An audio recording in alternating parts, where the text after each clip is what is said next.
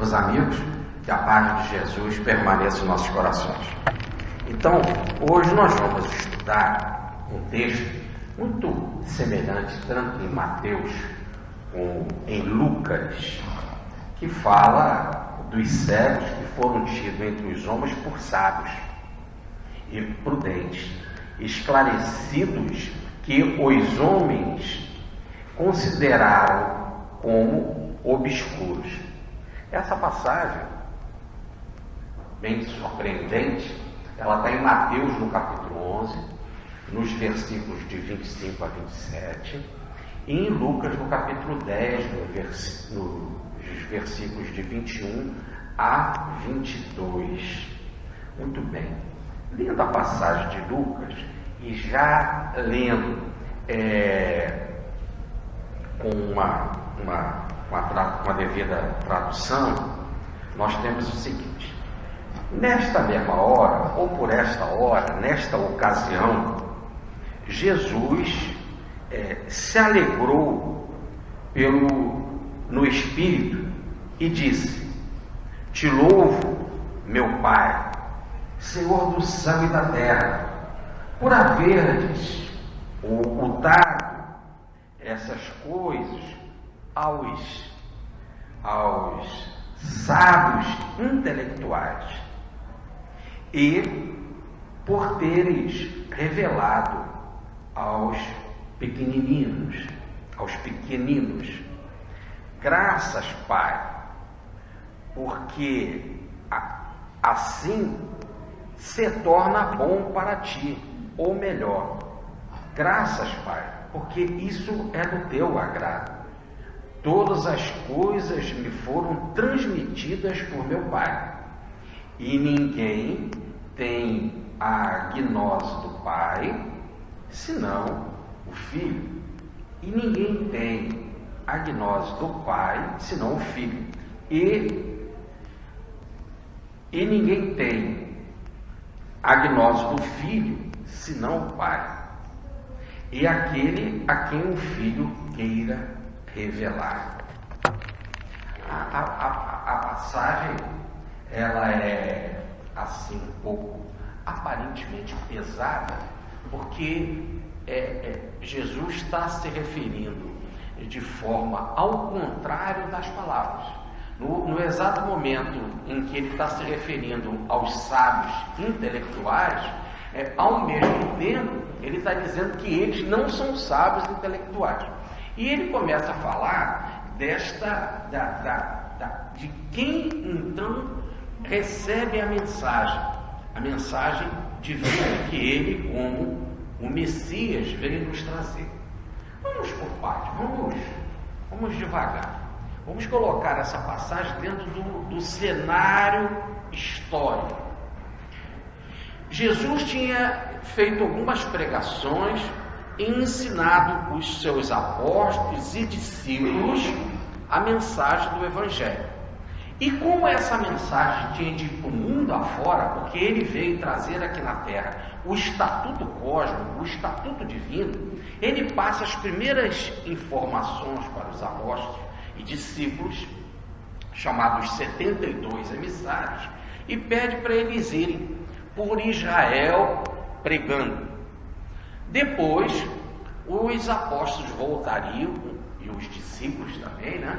Os discípulos são aqueles que não têm a mesma intimidade dos apóstolos.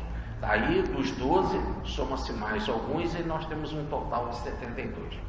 Então, quando eles voltaram, eles se reuniriam para discutir como é que foi essa primeira tarefa. Porque era como se fosse um ensaio da pregação. Primeiro começa com Jesus pregando, Jesus ensina eles vão o mundo afora pregando, em Israel em particular. Depois eles voltam, se reúnem com Jesus, fazem um levantamento de como é que foi a tarefa, de como ele executar. Jesus vai aprofundar conceitos, Jesus vai mostrar a determinação da fé no fenômeno da cruz e com a ressurreição. Eles vão se fortalecer com a ressurreição, com a ideia da imortalidade, e aí sim, Depois da ressurreição de Jesus, eles iam não só por Israel, mas mundo afora, pelos 4 cantos do planeta, levando a mensagem. Que mensagem? O estatuto celeste, que é a mensagem do amor que Jesus veio trazer para nós. Quando os discípulos então voltam, que estão ali reunidos, eles começaram a dizer: Senhor, nós curamos muitas pessoas, nós falamos do teu nome, falamos da tua mensagem, muitos aceitaram essa mensagem, né? Teve outros que não. E quando foi aqueles que resistiram? Os que resistiram foram os sábios intelectuais.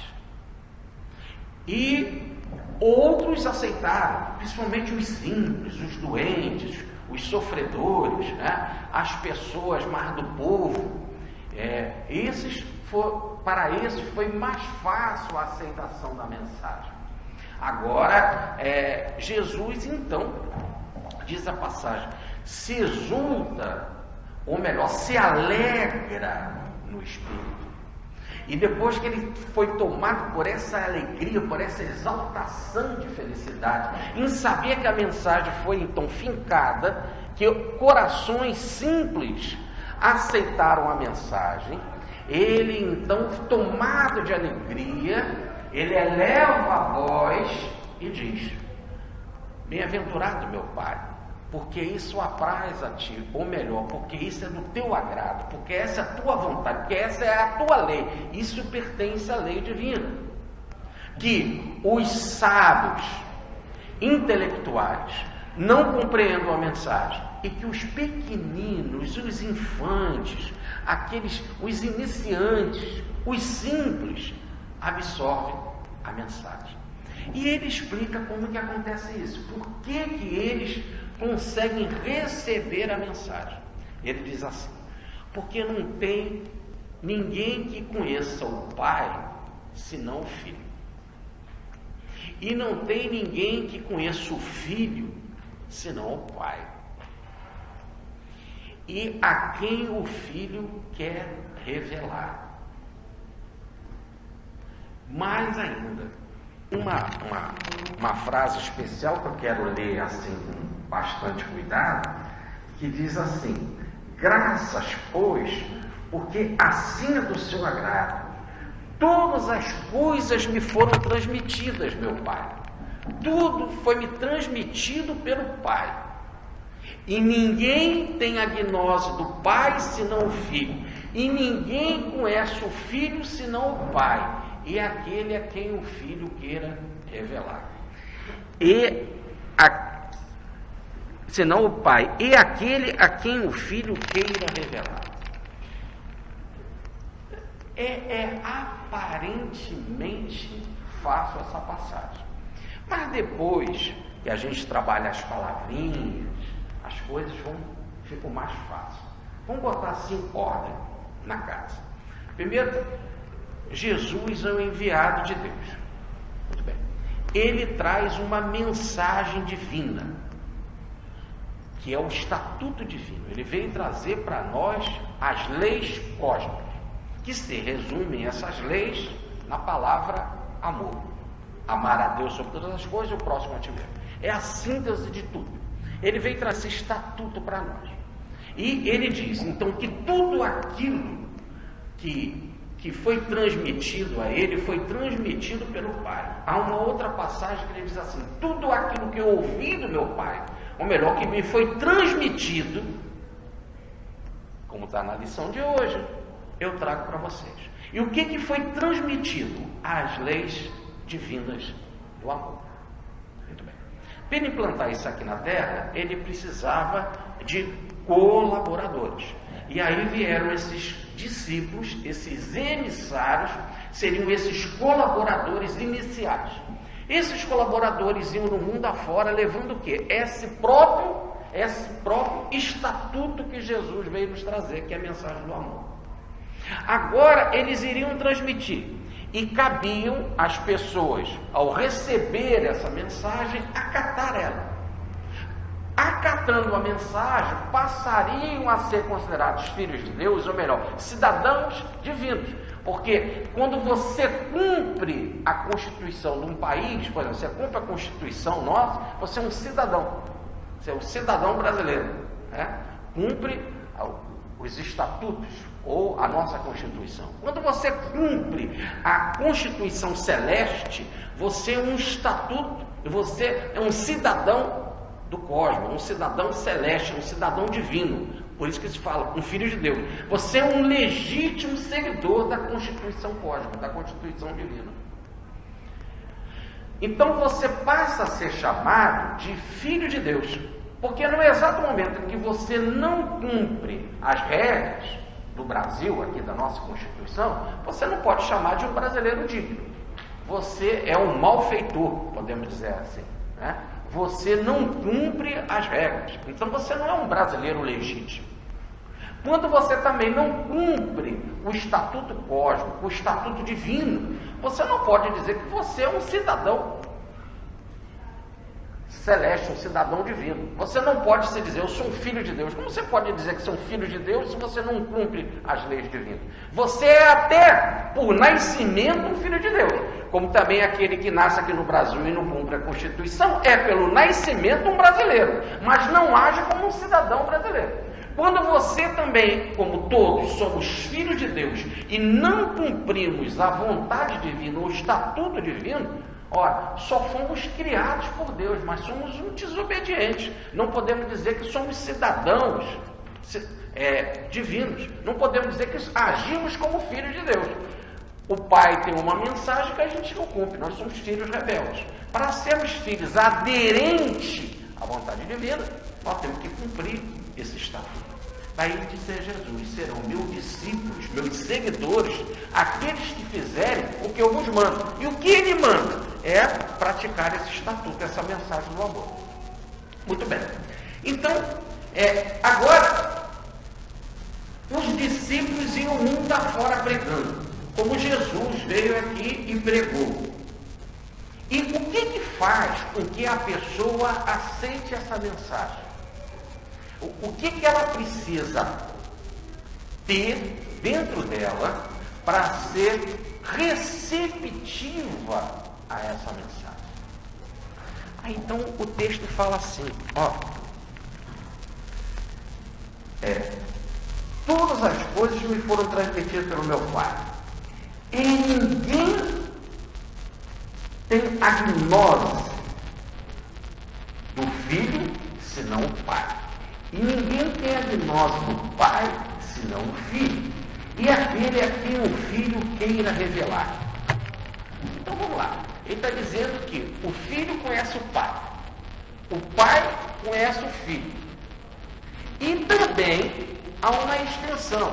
E o Filho pode revelar isso para outra pessoa. Agora ele diz, a quem eu quero revelar. E a gente então começa a questionar esse querer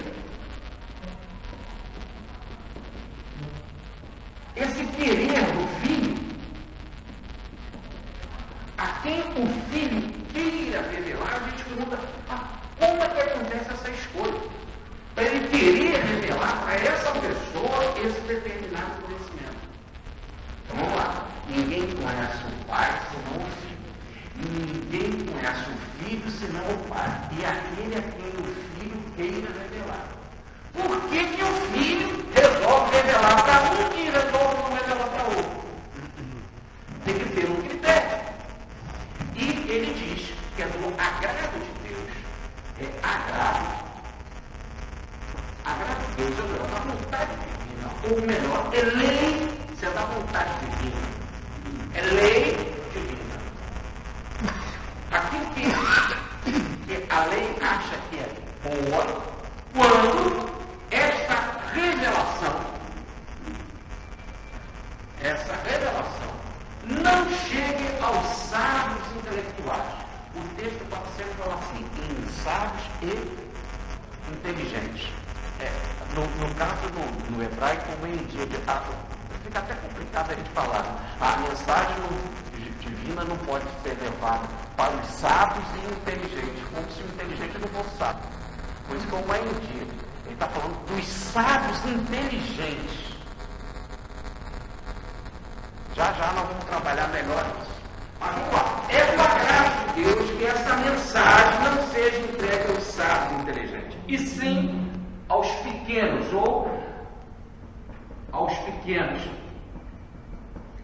ou melhor, às crianças, aos simples. Então, a explicação já está de alguma forma já respondida. Olha só, tudo me foi transmitido para o meu pai. O que o meu pai transmitiu? Esse estatuto cósmico. É ele que eu vim trazer. Agora, eu digo para vocês, por que o pai me trouxe isso? Por que o pai me transmitiu isso? Porque eu sou filho dele. E o filho conhece o pai conhece o filho. E a quem o filho queira revelar, ele transmite essa mensagem. Agora, só que é do agrado de Deus que os sábios inteligentes não captem essa verdade. E os pequenininhos captam. Então já entendemos que aquele a quem o filho quer, para não ser um arbítrio, uma coisa assim da cabeça dele, para ter uma ordem, a quem o filho realmente quer revelar, são os simples, os pequenos. Porque não é agrado de Deus que essa mensagem seja aceita pelos sábios inteligentes, e sim pelos pequenos. Então, o pai tem a gnose do filho, o filho tem a gnose do pai, e o filho quer transmitir isso que ele recebeu do pai para os pequenos, para os humildes, não para os sábios intelectuais. Terminou a palestra. Acabou, é só isso. Nós só temos é que começar a, só dadas as nossas dificuldades, refletir um pouquinho mais nessas coisas, mas a estrutura básica é essa. O pai transmitiu para Jesus o estatuto cósmico. E por que transmitiu? Porque ele é filho. E ele então conhece o pai então conhece ele, por isso que o pai transmitiu esse estatuto. Mas ele quer dividir esse estatuto com outros, que são aqueles que ele quer. E ele já explica. Quem é que ele quer dividir o estatuto? Ele ainda fala, é aqueles que Deus sente mais agradável. Qual? Aquilo que a lei concorda, que seja dividido esse estatuto com os pequenos, e não com os sábios inteligentes. É isso. Então vamos lá. Primeiro Jesus falou isso exaltado em alegria. Exaltado no espírito, ou melhor, alegre no espírito, uma alegria interior, profundamente feliz, quando ele soube que alguns dos pequenos, quando os apóstolos e discípulos foram pregar, receberam ou acataram o estatuto. Quando ele soube que alguns acataram esse estatuto, que significa então que foi a primeira fixação da mensagem na terra. Essa mensagem que ele veio por ordem do Pai trazer, ele ficou numa alegria no espírito extraordinária. Muito bem. O texto coloca exultou. A palavra no original é alegria. É a mesma palavra que Maria teve quando ela chegou na casa de Zacarias e Isabel, tomada por o Espírito, ergueu a voz e disse: quem somos nós para receber a visita da mãe do meu Salvador? Bendita és entre todas as mulheres.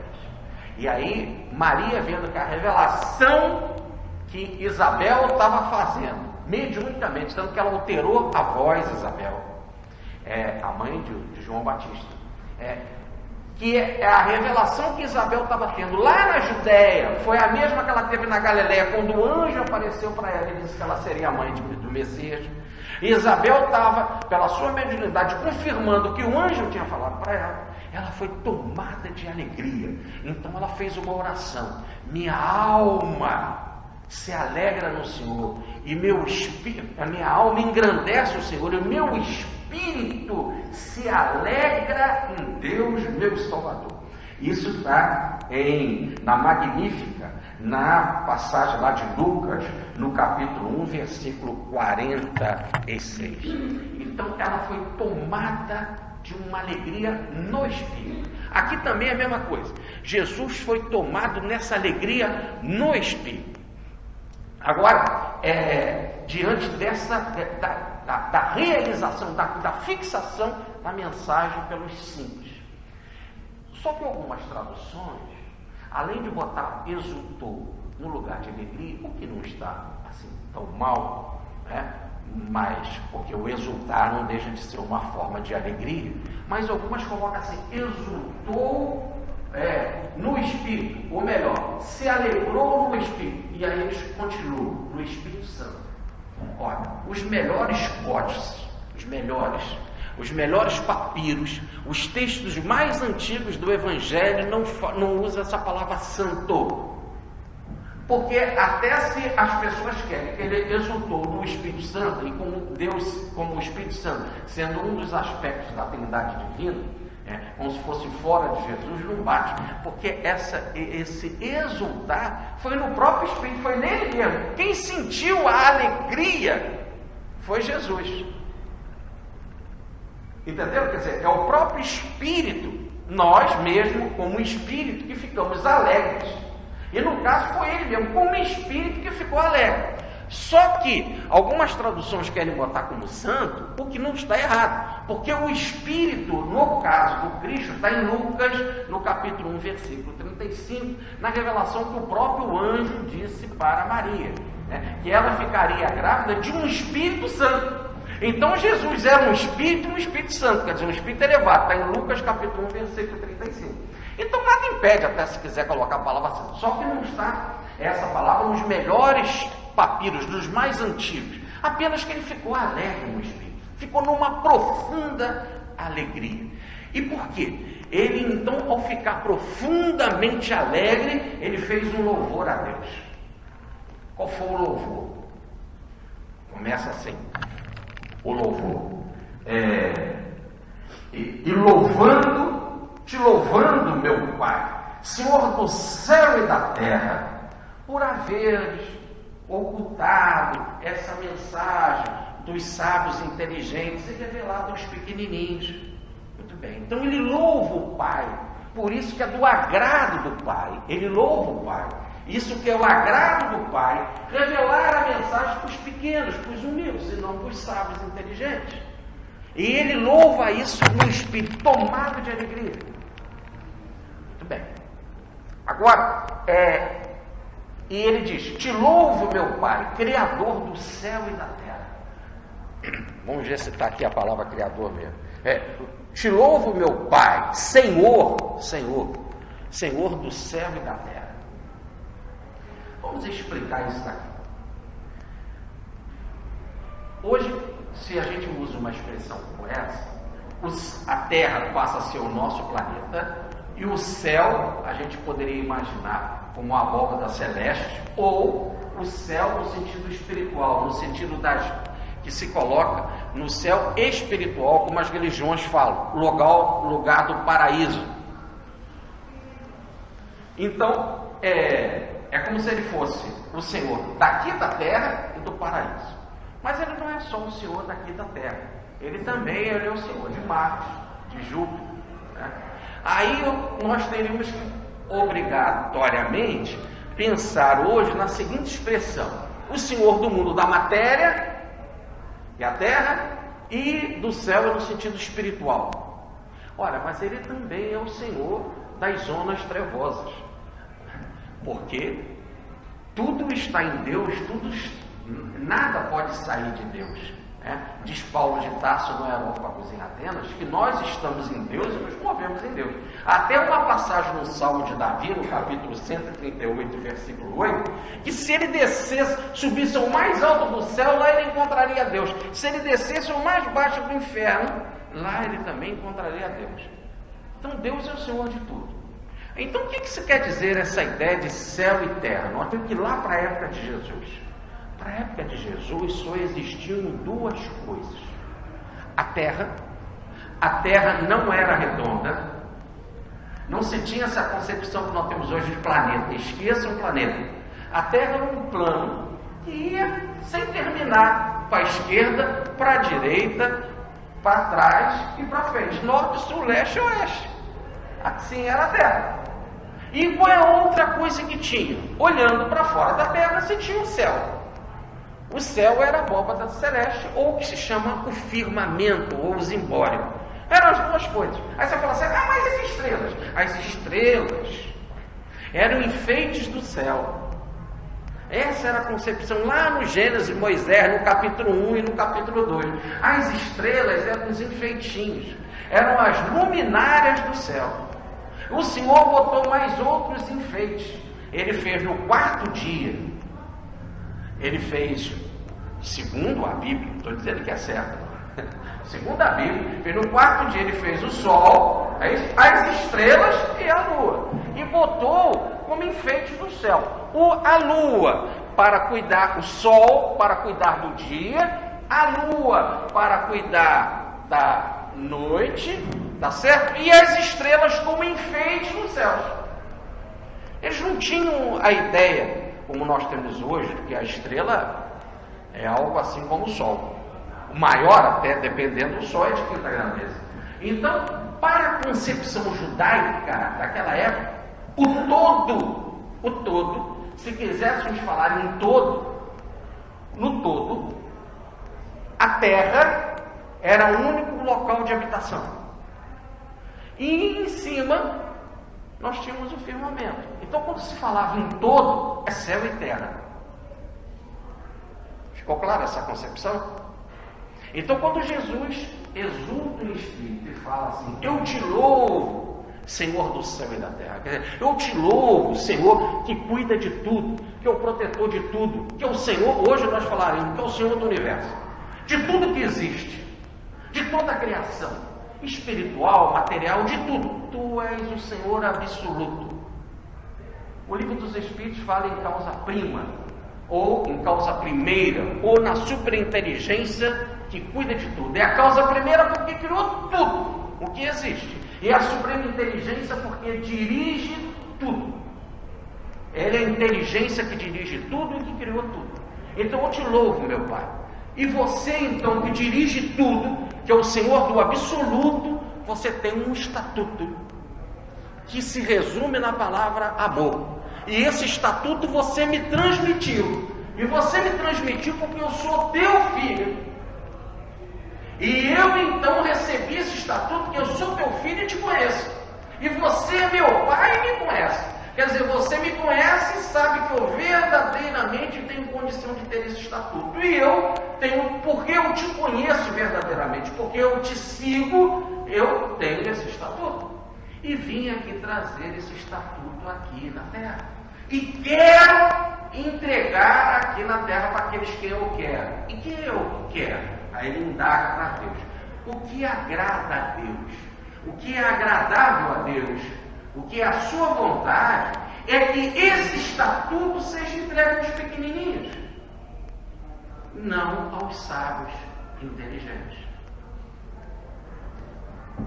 Agora vamos falar um pouquinho dos sábios inteligentes para saber por que essa recusa de dar o estatuto cósmico para os sábios inteligentes.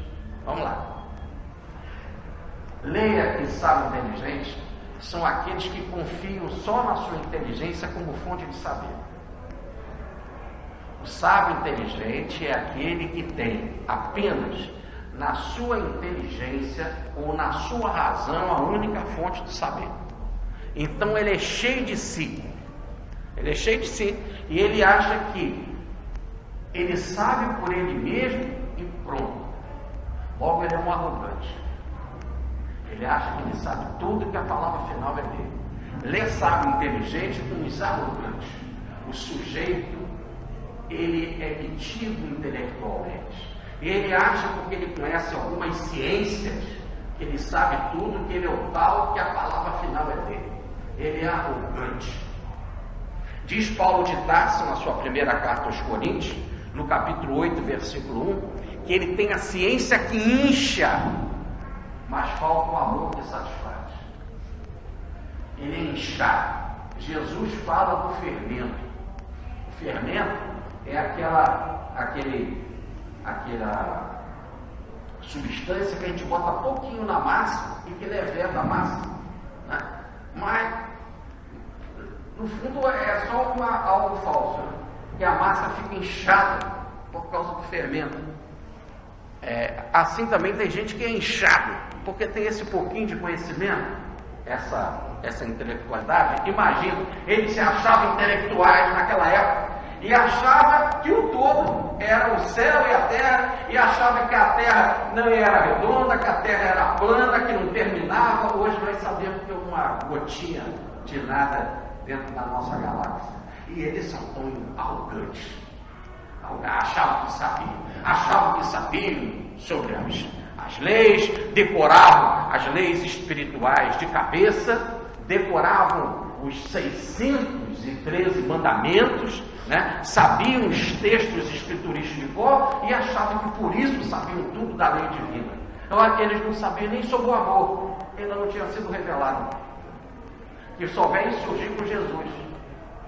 O máximo que veio foi João Evangelista, João Batista, nessa transição entre o Antigo Testamento e o Novo, falar da generosidade, não ser violento, mas do amor. O amor, inclusive, que é um estatuto divino que tem que ser dado, inclusive para os inimigos e para aqueles que nos perseguem e caluniam. O amor que tem que ser tal, que tem que gerar um perdão sempre, um perdão eterno, 70 vezes 7. Então, e a pessoa se acha sábio, inteligente. Então, ele é cheio de si. Ele tem esse fermento dos fariseus, como disse Jesus, ele é arrogante. Então troquemos sábio inteligente por arrogante, que fica mais fácil. Então não é da vontade do Pai revelar essa mensagem para esses arrogantes. Não que a mensagem não chegue entregue a eles, a mensagem é entregue para todo mundo. Mas ela só vai frutificar. Ela só vai ser acessível, ela só vai ser inteligível, compreensível para os pequenos, para os humildes, para os simples. São esses que se abrem agora e passam a ter uma identidade com o Filho. E aí, Jesus está lá no Evangelho de João, logo no capítulo 1, quando fala que no princípio era o Verbo estava com Deus, o Verbo era Deus, e nada do que foi feito sem o Verbo e tal. E ele era a luz do mundo, e ele veio ao mundo, né? E deu condição para aqueles que aceitassem a sua mensagem, não pela carne nem pelo sangue, mas pela vontade divina, de se transformarem em filhos de Deus.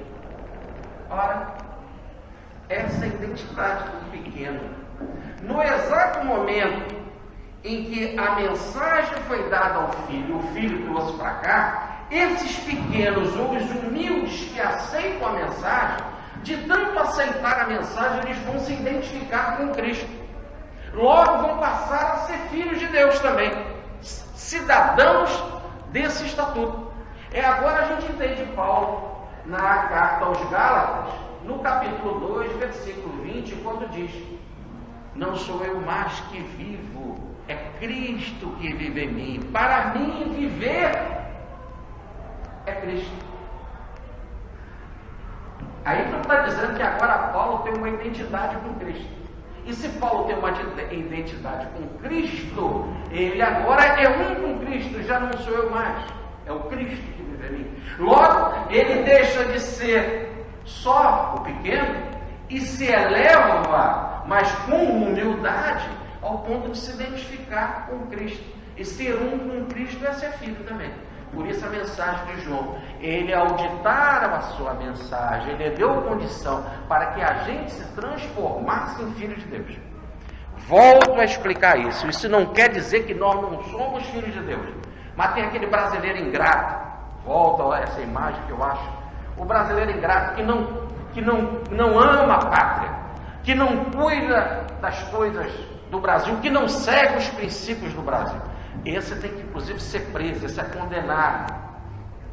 Esse não segue a Constituição, logo ele não é um cidadão brasileiro. Tanto que todo aquele que faz algo errado perante a lei aqui no Brasil o condena. Inclusive pode tomar a liberdade dele e colocar ele na prisão. Tá certo? Assim também, isso não quer dizer que nós não somos criados por Deus. Todos somos criados por Deus.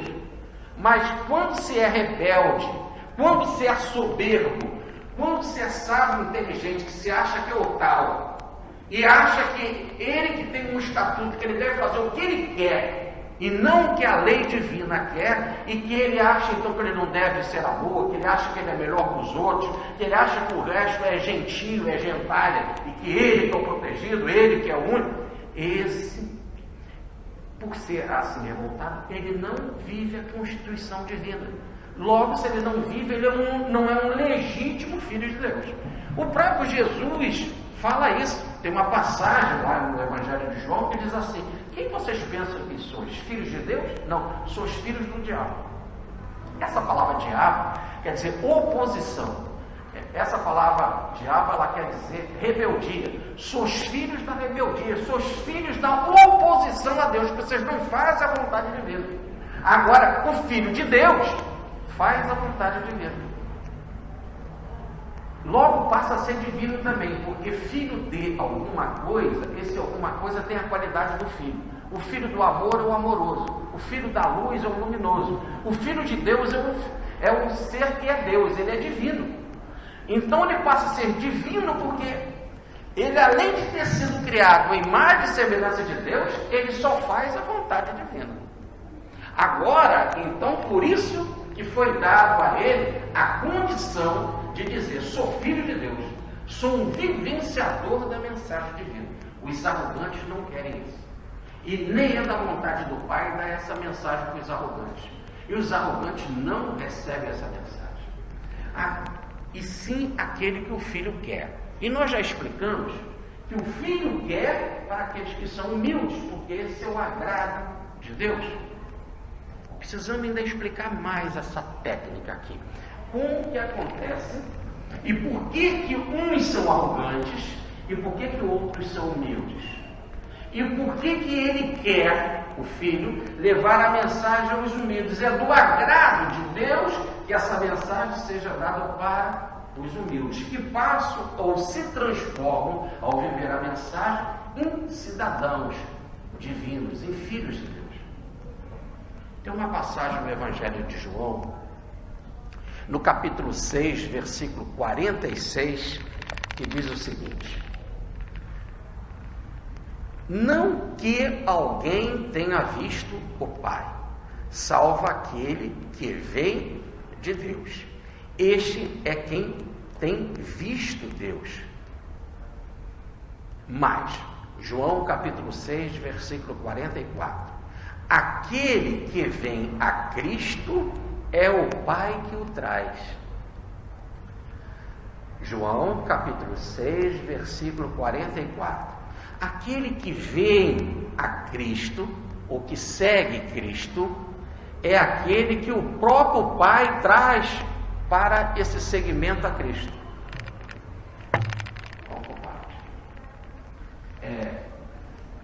Quando você aceita a mensagem de Jesus e começa a seguir a mensagem de Jesus, a gente pode pensar assim: imagina, Jesus entra aqui agora e diz uma mensagem, o estatuto dele que é do amor, e eu passo a seguir essa mensagem. E aqui no exemplo, o nosso amigo aqui, o Estênio, não segue essa mensagem. A mensagem foi dada para nós dois. Eu resolvo seguir e o Estênio não. Por que essa diferença? Por que tem gente que segue a mensagem e tem gente que não segue? Diz o texto: porque um é soberbo e o outro é pequeno. Bem, vamos mais. No caso de João, no capítulo 6, versículo 44, ele vai além. Quando a mensagem foi dada aqui para mim, nesse exemplo, e para o Estênio, e eu quis, ele não quis, João dá uma explicaçãozinha muito interessante lá. Eu vou repetir, capítulo 6, versículo 44. É que esse que quis foi o Pai que trouxe para Jesus. E o que não quis, o pai não trouxe. E por que o pai trouxe um e não trouxe o outro para Jesus? Porque não é do agrado de Deus trazer o soberbo, é do agrado de Deus trazer o humilde. Eu falei para vocês que a mensagem é simples, mas o jogo de palavras é que torna o texto um pouco, às vezes, complexo. E quando a gente tem um pouquinho de paciência, as coisas vão ficando claras. Apenas quando a gente começa a falar assim, o pai quis, e é do agrado do pai, revelar tal coisa aos pequenos e não aos soberbos. E quando alguém aceita a mensagem de Jesus, foi o pai que levou ele para Jesus. A gente só fica pensando como é que Deus poderia ser esse ser que pega a pessoa pela mão e vai conduzindo, ele quer e ele deseja tal coisa. Deus não é uma pessoa, Deus não pode ser interpretado como uma pessoa. Deus é a lei universal. Por isso que ele diz, é o Senhor do céu e da terra, é o absoluto, cuida de tudo. Então nós estamos falando das leis divinas, é das leis divinas, que se você não é humilde, se você é arrogante, você não consegue aceitar a mensagem divina. A mensagem chega até você, você até lê a mensagem, mas ela não faz efeito no seu íntimo. A mensagem só faz efeito para aqueles que têm essa característica da humildade, da simplicidade. Se nós deixarmos a ideia de Deus como intervenção externa, e quase sempre as pessoas interpretam, lendo assim essa passagem, e isso era necessário para aquela época, parece que há uma diferença entre Deus e a natureza, parece que ele está fora comandando as coisas. Não pode ser interpretado assim. Nós temos que pensar, como explica o professor Pietro Baldi, da imanência divina. Deus é o todo. É a lei divina que está em tudo. Vou repetir a frase de Paulo. Nós estamos nele, nos movemos nele. Ele é o nosso sustento. Ele é a força cósmica que mantém tudo. E a aceitação da lei não é pela uma vontade especial de alguém fora de você. E Jesus é alguém fora da gente. É um irmão nosso, é um mestre que veio aqui. Não, a aceitação da mensagem dele, Jesus veio, ele deu a mensagem para mim e para o Estênio, eu aceitei, ele não. O que faz essa diferença de um aceitar ou não? É quando lá no íntimo você não é arrogante. E não ser arrogante significa ser simples, e ser simples significa ser maduro. Já está com o coração preparado, por isso que diz a passagem, foi o Pai que trouxe, ou melhor, é um processo de evolução. O Pai trazer, já que o Pai dirige e comanda tudo, ele é a suprema inteligência, ele comanda a nossa evolução. E quando você já é mais evoluído ao ponto de não ser arrogante, e sim de alguém que se abre para Deus, e é humilde, se abre realmente para a aceitação da vontade divina, quando você não quer fazer a tua vontade, mas quer que Deus haja por seu intermédio, isso é uma condição de maturidade. Isso foi o Pai que trouxe, ou melhor, foi o Pai que fez com que aquela alma evoluísse. E o outro está resistindo a esse processo por causa da sua ignorância, por causa da sua arrogância. Ele se bloqueia e se fecha, ele resiste. Mas como o Pai continua arrastando, é como a força da natureza, como no caso uma planta, em que é a força de Paulo. Tem uma frase que diz assim: eu plantei, Apolo regou, mas é Deus que faz crescer. Então você pode pegar a plantinha, botar lá a semente lá, e aí ela vai nascer. E você apenas vai cuidar, afofar a terra, botar adubo, um outro vai regar. Eu plantei, Apolo regou, diz Paulo.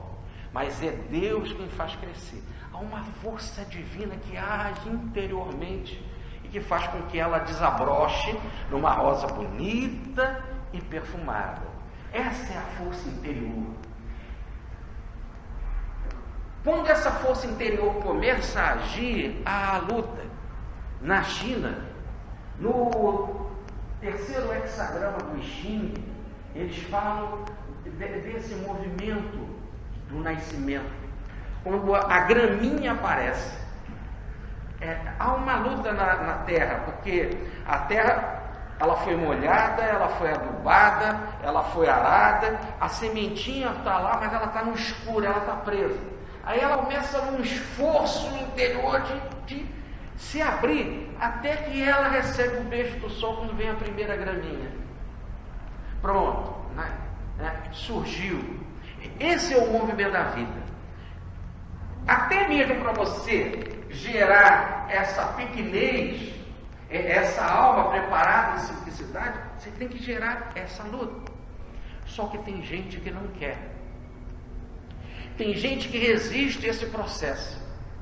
Se a vida já é complexa e difícil para gerar, para a plantinha nascer, ela tem que romper a camada da terra para poder aparecer e receber o beijo do sol. Tem almas que ela ainda se trancafia, como se ela fizesse uma carapaça de mãos de bronze, dizia o meu amigo Newton Boechat, como se mãos de bronze segurassem a plantinha e não deixassem ela nascer. Aquilo que é da tua natureza, porque todos nós fomos criados por Deus, então é da nossa natureza, a nossa identidade é divina. Aquilo que é espontâneo, que quer se manifestar em amor, a gente bloqueia, como se fosse mão de bronze, trancafiando esse amor. E aí a gente quer, por arrogância, inventar leis diferentes das leis divinas e fazer o que a gente quer. E a gente quer ser arrogante, a gente quer ser metido, a gente quer mandar nos outros, a gente quer escravizar os outros, quer amontoar. Nós não acreditamos na vida, não acreditamos em Deus, queremos fazer o que a gente quer, é abusar. Bom, nesse exato momento, você está como se fosse assim, essa mão de bronze fechada, não permitindo esse processo do despertar. E aí o que acontece? O fenômeno da dor vai aparecer. É a dor que vai fazer aqui esse misterioso processo de abrir essa carcaça da arrogância, para que ele se transforme num pequeno e passe a amar. A natureza dele, que é espírito, já que ele foi criado pelo Pai, ele bloqueia, ele cria uma porção como se fosse de camadas de piche. Imagina uma lâmpada acesa em que você vai pintando de piche em volta e vai formando vários véus. A luz está acesa lá dentro, mas nada brilha. Então, até tirar aquele lodo, até tirar aquele piche de volta, e aí as reencarnações são muito numerosas. Na pergunta 68 do Livro dos Espíritos fala que as reencarnações são muito numerosas, porque tem que fazer esse limpeza, descascar essas notas. E isso se faz com atrito, porque imagina a força da vida que quer se manifestar, e você, como uma mão de bronze, vai criando toda essa carcaça de ódio, de desacerto na sua vida. Então só tem um jeito, é a dor. O atrito, dor nada mais é do que atrito. E repare que quando uma roupa está muito suja, você tem que lavar a roupa. E dependendo da sujeira, você tem que esfregar. E por isso que na pedra do tanque tem aquelas ondinhas para poder esfregar, gerar atrito, para poder soltar a sujeira. E tem hora que tem que botar até um pouco de água sanitária para arrancar aquela nota, dependendo da situação, da sujeira do quintal, né? Dependendo da sujeira da cobertura, né? Do solo, você tem que passar até ácido para limpar bem. Então, arrancar essas crostas, muito complicado. Então, a dor é que vai fazer esse processo. Por enquanto que isso não acontece, o sujeito vai resistindo. Ele resiste e ele não age como filho de Deus. Ele não quer saber da mensagem. Quando a mensagem chega, você é filho de Deus. Deus está mandando amar. Que filho de Deus nada, eu sou filho de mim mesmo. E que negócio de amar o inimigo, coisa nenhuma, se me bateu na cara, vai levar. E ele nem pensa em bater na cara. E além do mais, se ele ter mais do que eu vou roubar ele, para eu poder ter as coisas dele. Então esse muro do dom para que me deis é que cria toda essa arrogância. Tem arrogância intelectual. Os intelectuais são os mais vaidosos. Vê a academia, como é que é, né? As faculdades. O sujeito é arrogante. Ele acha, né? O mal que forma, né? As escolas podem até ser religiosas, né? A PUC, Pontifícia Universidade Católica, Católico Cristo, uma cambada de arrogante. O sujeito, inclusive os currículos são para o mal mesmo. O currículo é mesmo para tirar Deus de todo o processo. O sujeito vai ficando assim, cheio de empáfia. Então Jesus está dizendo, esse é o arrogante. E mais do que esse arrogante intelectual, tem um arrogante muito pior do que esse das faculdades. São os arrogantes religiosos. Esse, então, é mais grave, porque esse primeiro ele acha que o Deus é só dele, que só ele entende de Deus e que o outro é um perdido. Já começa, o outro é um perdido. Eu sou salvo e você não. Aliás, é como os judeus falavam, né? Eu sou filho de Deus e você é o gentio. Gentio quer dizer gentaia. Você não é salvo. Então, esse é um processo de discriminação enorme, a arrogância é imensa. O sujeito acha mesmo, eu sou puro, você é impuro. Ele nem cumprimenta o outro, nem cumprimenta, nem toca no outro, por causa de... nem toca. Aliás, ele já botava a capa porque ele podia encostar em alguma coisa que o gentinho encostou. O gentinho é impuro. Então, na hora de comer, ele tirava a capa, lavava bem as mãos, porque aí ele estava longe de qualquer coisa que ele podia ter encostado e que o impuro pudesse ter encostado. E o impuro é todo aquele que não segue os seus princípios lá. Isso é uma arrogância muito grande. Isso não tem nada a ver com... A discriminação é, antes de tudo, do outro, que é igual a ele, filho de Deus. Hoje eu li uma frase, estudando uma tese sobre a abolição e o espiritismo, em que, em certa altura, o pesquisador fala que a situação era tal de arrogância,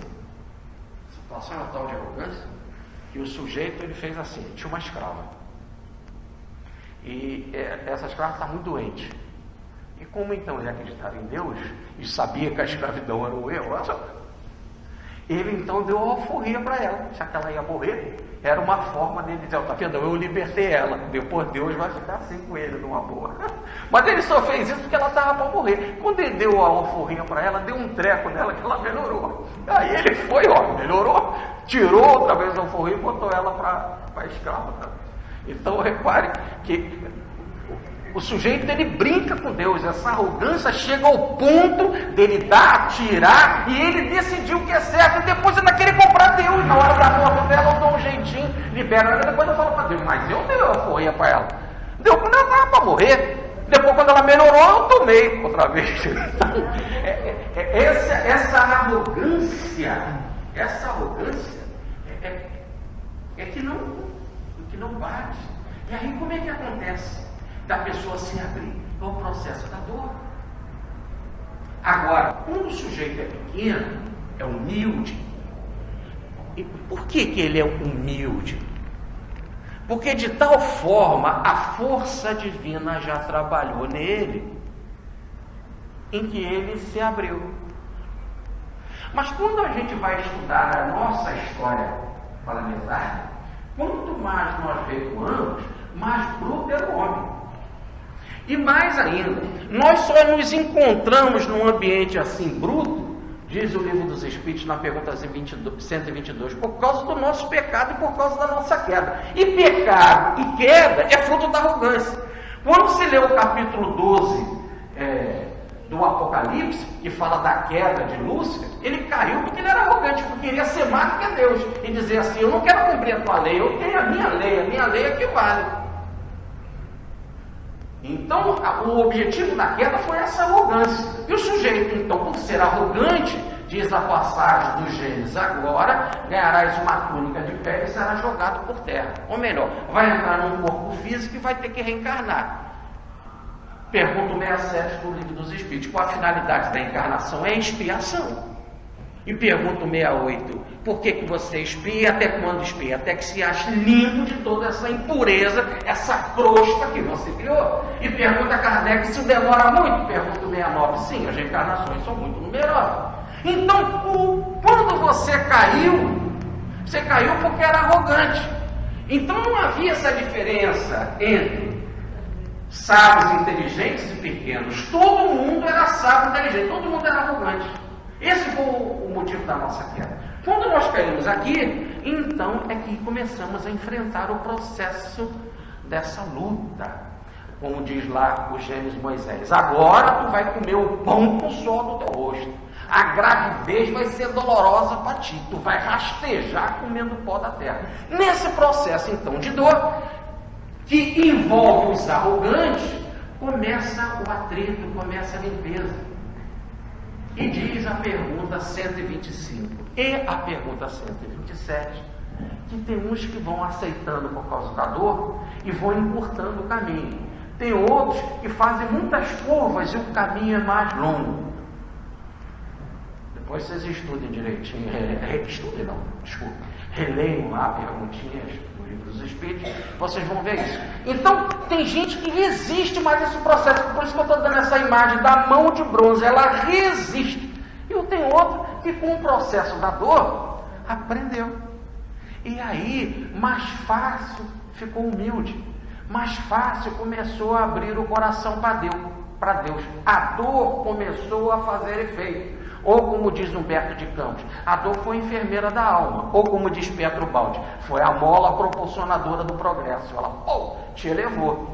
Aquilo que estava comprimido, a mola soltou, liberou. Você começou a se abrir. E quando você começa a tirar essas camadas, e você nota o quanto Ele, o Senhor, como diz o início da passagem aqui, Ele é o Senhor do Deus, Ele é o Senhor da terra e do céu, Ele é o Senhor absoluto, Ele é o Senhor de tudo, inclusive Ele é o meu Senhor. Quando você coloca Deus também, não só como Senhor de tudo, mas mais do que tudo, te colocando no tudo, e sendo o Senhor teu, em que Ele é o Senhor da tua vida, em que você agora quer confiar nele e seguir Ele, essa é a condição, diz Francisco de Assis.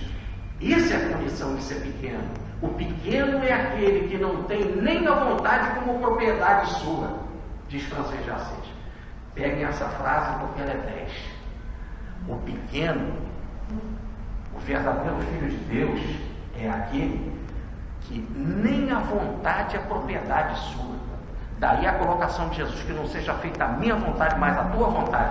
Então, quando você coloca a tua vontade como propriedade divina para que Deus faça por seu intermédio aquilo que Ele quer, e o que Ele quer é o estatuto dele, que é o do amor, quando você se entrega a Deus, e você faz isso, desprezando tudo, bem-aventurados os pobres, porque deles é o reino dos céus, você despreza tudo, bota toda a tua força em Deus.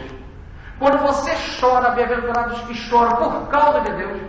Bem-aventurado o manso, e se transforma em manso e não em violento, mas por causa de Deus.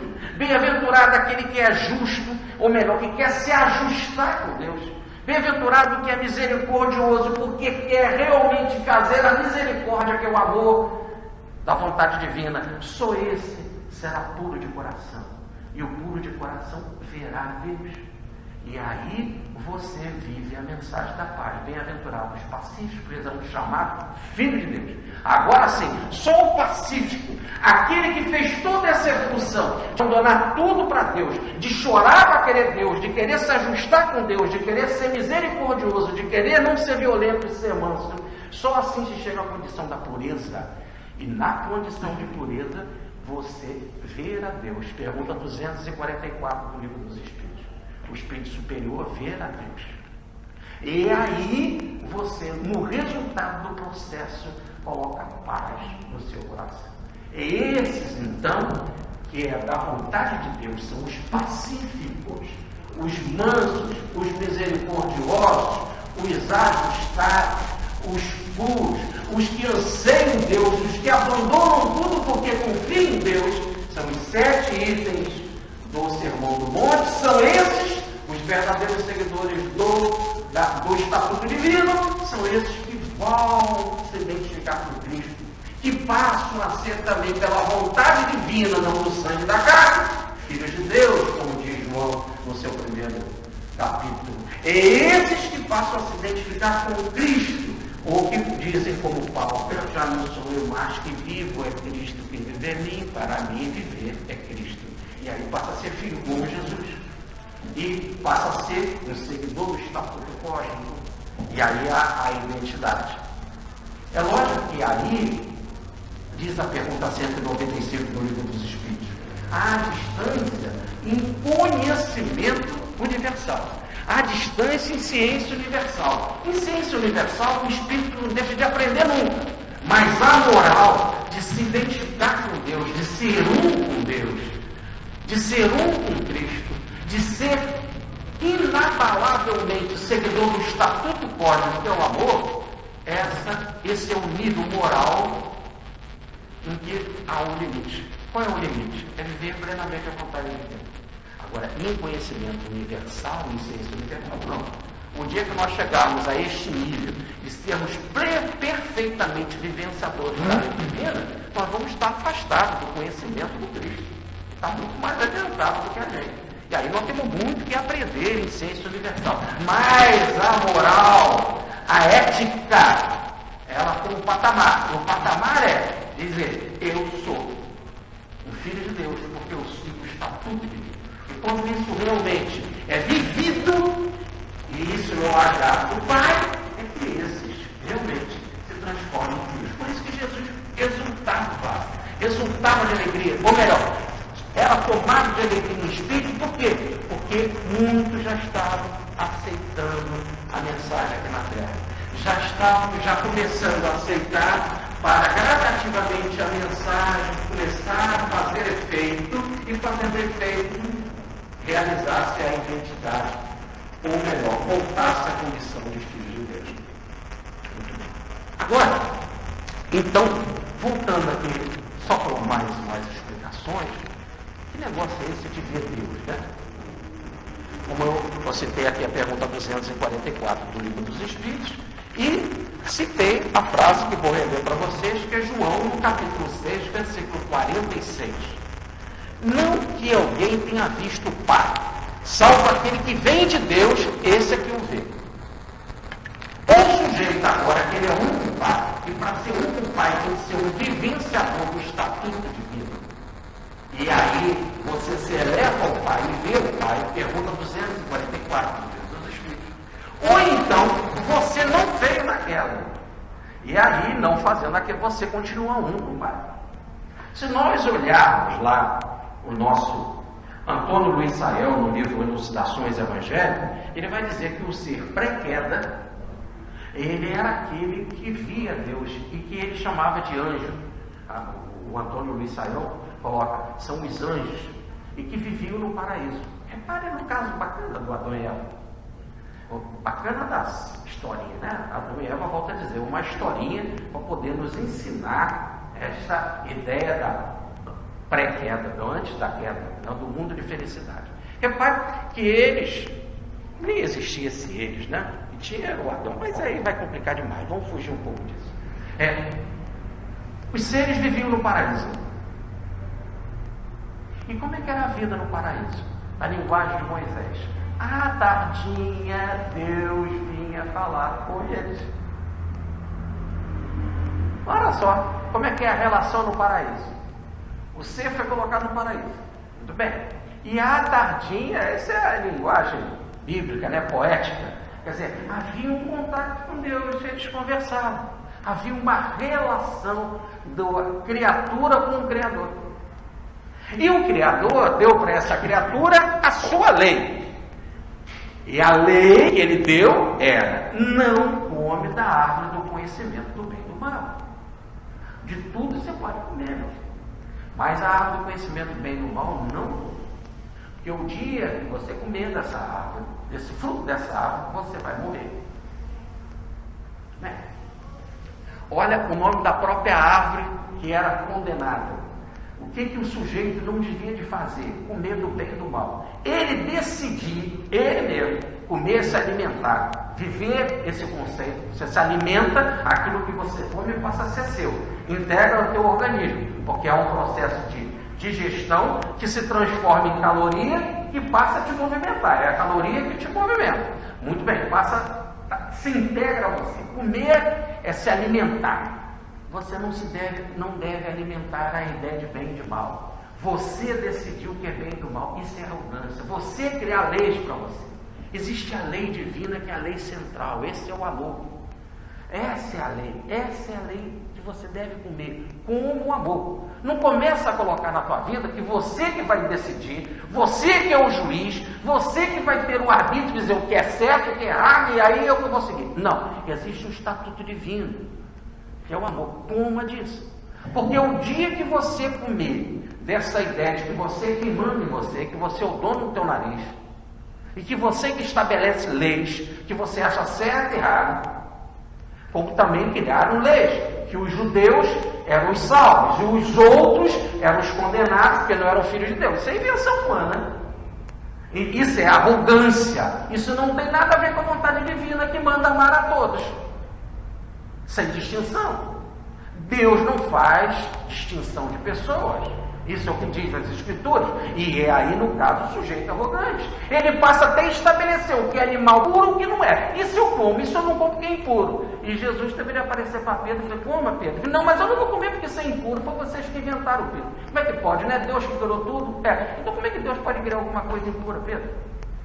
Vocês estão inventando esse trem todo. Esse treco todo para a vida de vocês. Isso é arrogância.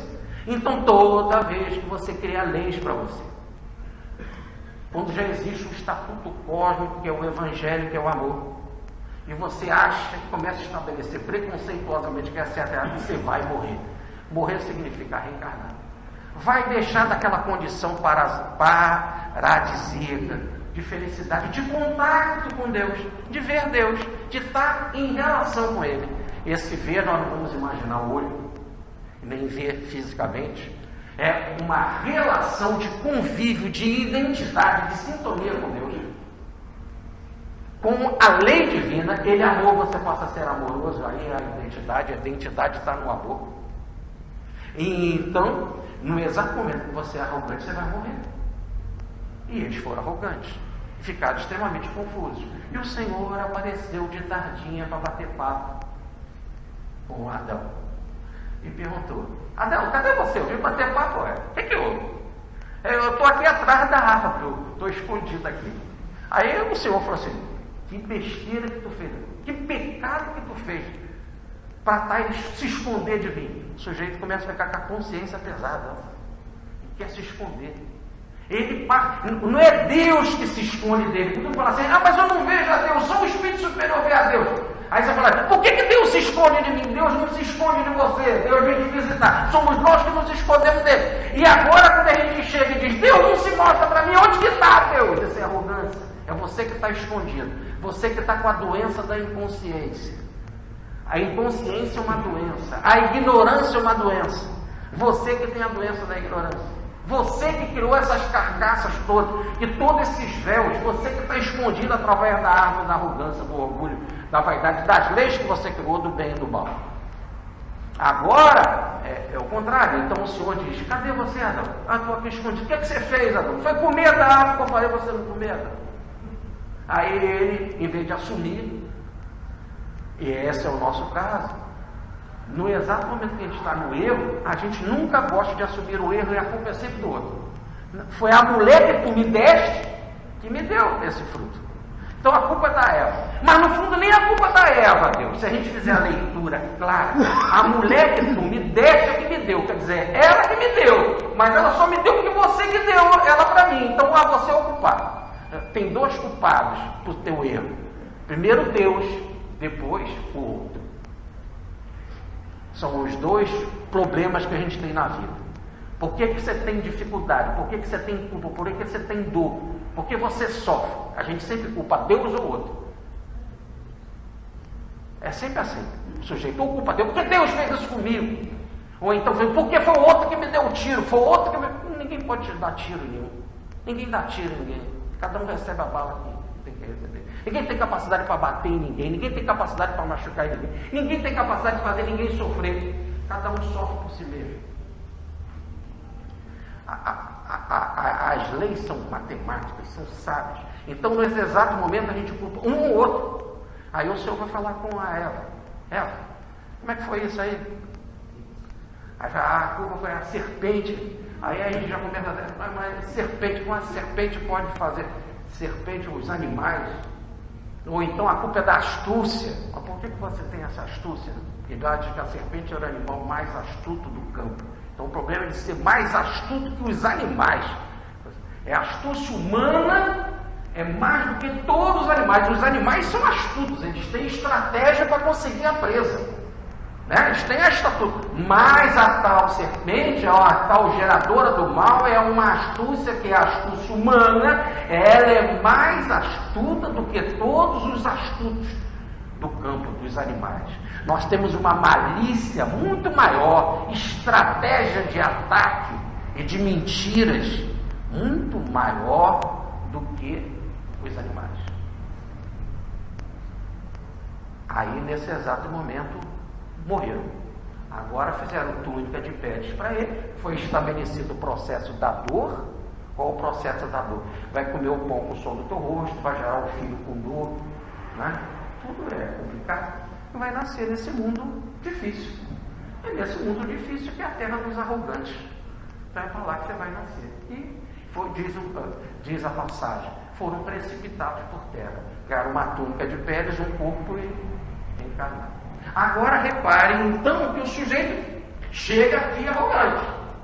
Aí começa a funcionar na reencarnação os pacotes kármicos, ou o pacote da dor. Porque o objetivo da reencarnação, como diz o livro dos Espíritos, ela é um alambique, ela vai te purificando. Conforme que você vai passando pelo tanque, você vai ficando cada vez mais limpo, né? Vai se esfregando aqui, vai ficando mais limpo. Vai recebendo as mensagens, sempre tiver os mensageiros aqui na Terra, que vão preparando o terreno, e você vai se limpando. E aquele que anda mais rápido, que acelera mais o processo, que se abre mais, ou que aprende com a irmã dor, como nos fala Pedro Baldi na grande síntese, aquele que aprende com a irmã dor, esse vai se transformando no pequenininho, no humilde, naquele que reconhece que Deus é o Senhor do céu e da terra, é o Senhor do todo, mas antes de tudo Ele é o meu Senhor. Ele dirige a minha vontade, Ele dirige a minha vida. Aí eu me abro para a mensagem. E quando eu me abro para a mensagem, o Cristo se alegra em espírito. Ele fica muito feliz, porque a dor fez efeito e a criatura se abriu para aquilo que ela é em essência. A missão dele é cumprida. E os seres começam a se libertar, que é a obra que o Pai deu para ele fazer. A obra que o Pai me deu para completar, e eu ficarei convosco até o fim dos tempos, até a gente aprender essa mensagem. Não é fácil, coitadinho. E aí nós vamos aceitando essa mensagem. E cada vez que um aceita, ele se alegra em espírito, fica feliz. E aqueles outros, a mensagem continua oculta. Ela bate, ela vai em volta. Você pode ter uma coleção de Bíblia em casa, pode ter toda a codificação kardeciana, pode saber de cor, que por enquanto que você for arrogante, ela não faz efeito na tua alma. Não é do agrado do Pai. Você ainda não se abriu. O Pai está te arrastando pelo processo da evolução. E aí, então, como que ele vai fazer? Por isso que disse o Cristo, todo aquele que aceita a minha mensagem foi o que o Pai me trouxe. Como é que o Pai nos leva até Cristo? Ele vai nos abrindo pelo processo evolutivo. E aquele que vai se abrindo é o Pai que leva, ele que nos conduz. Quem conduz a nossa evolução é o Pai dentro de nós. E aquele que não quer, o Pai está arrastando também, mas ele resiste. Aí então o que funciona nele é um mecanismo da dor, para ir limpando, para ir abrindo até ele ceder. Porque tem hora que você cede, não aguenta mais sofrer, aí você é arrastado, se abre, aí você vai receber a mensagem lá na frente. É só um problema de resistência. Por enquanto que você é arrogante, você resiste. Por enquanto, e conforme que você, pelo processo da dor, aprende a humildade, você se abre e acata a mensagem. Todos esses dois processos, Deus está atuando. Ele é o Senhor do céu e da terra, Ele é o Senhor do todo. Ele que atua, Ele é o condutor, Ele é a suprema inteligência. Ele te criou, é a causa primária, e Ele é a suprema inteligência, a grande inteligência que conduz toda a evolução. E que age dentro de nós, como uma mão extraordinária de amor que vai nos abrindo até estarmos preparados para receber a mensagem e poder dizer, como Paulo: já não sou eu que vivo, é Cristo que vive em mim. Sou filho de Deus, sou um seguidor do Estatuto Cósmico. Muita paz, fique com Deus.